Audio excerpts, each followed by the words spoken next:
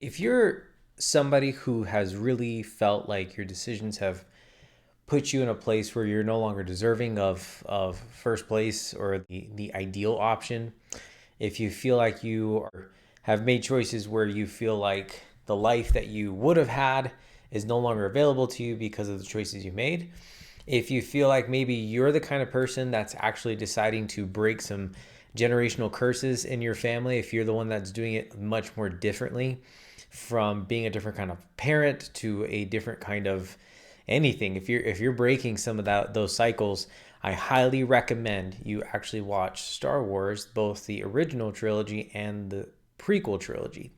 The sequel trilogy, from a storytelling standpoint, is tolerable and there is some good meaning behind it, but as a Star Wars fan, I have my own qualms with it. If you know me personally, you know I love Star Wars. Star Wars is really where my love of movies kind of comes from, along with Harry Potter, as probably most of you, because Star Wars, to me, yes, it's cool. It has these cool effects, but what I love the most is the stories that are told. What I specifically love, and what we learn in that story from episode 1 to episode 6 of Anakin Skywalker and Darth Vader, from where I sit, where I see ourselves on that story is in Anakin, because the difference between him and every other hero in any other story is he really does fall. He fails hard. He doesn't just fall for a moment and then gets back up and dusts himself off. He utterly, completely fails. He falls to the dark side. He makes decisions that he definitely regrets. And what I love is he is such a lovable character. And even though he fell, this is coming from George Lucas's commentary, that he was the chosen one before, but even after he became Darth Vader and fell, he was still the chosen one. And what I love is there's this idea of redemption that comes with that story, which the redemption in other stories, it comes in certain ways where it's like the villain was the villain the whole time. Funny enough, right now in pop culture, we're going into this era of villain stories, that the villains weren't always villains, that they were originally good people who were either misunderstood or mistreated that led them to become villains. But that's nothing new. That originally came from Darth Vader. George Lucas did that completely from scratch, so to speak.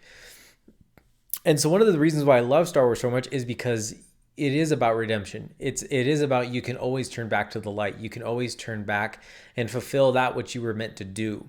And I think for a lot of us in our lives, sometimes we make decisions that we were doing the best we could, and we feel like we either fell or we went wayward, or we made some decisions where it's like, I was set up to do other things in my life, but now I don't feel like I can do that. And I think Star Wars is the best movies to watch because it shows that you can fall, but you can be redeemed. And it's about, you can get back up, you can go back and fulfill the purpose you were originally meant to fulfill. On the other hand, there's two stories happening. I mean, more stories definitely, but the two main stories is you have Anakin's son, Luke, who he kind of represents so much of a lot of us who we come into this world and there's already a lot that's happened. The first three movies, Luke's not in it. So he doesn't know all the things that have transpired. And for you, when you were born, maybe you were born to a family, both parents had to work, or a single parent home, or you weren't in the most ideal situation with your parents. And I think that Luke is really the symbol of hope for us. And he is. I'm using some commentary from what's already established. But what I like about this character so much, and why, so there's the redemptive part, but the redemption comes from our actions. So as we start to do things differently. Luke, if you see through the movies in the original trilogy, he makes very parallel decisions to Anakin from the first three movies. And what I love is it shows that we do inherit the tendencies of our parents. As much as we may love or not love them, we inherit them because that's what makes us us. That's our makeup of who brought us into this world. And even if they're absent, there's still a piece of them that lives with us.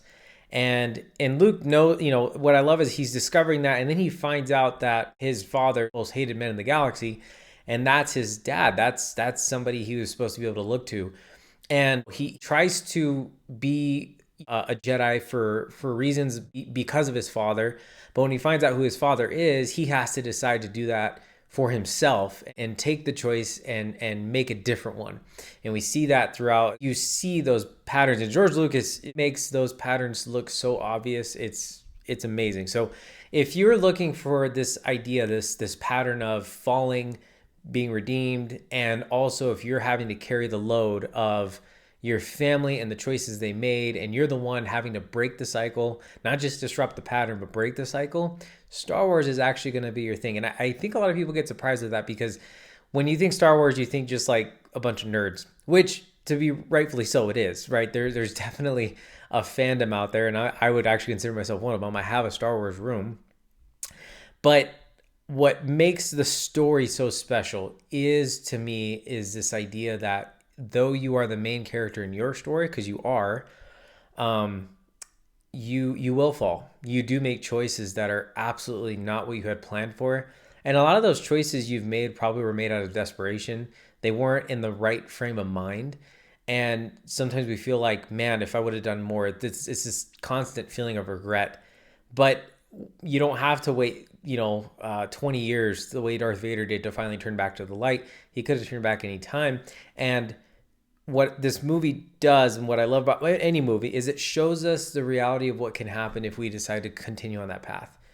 This is where I think when it comes to breaking certain patterns, maladaptive coping mechanisms, you don't have to look very far to know, if I keep the path I'm on, where will it lead me?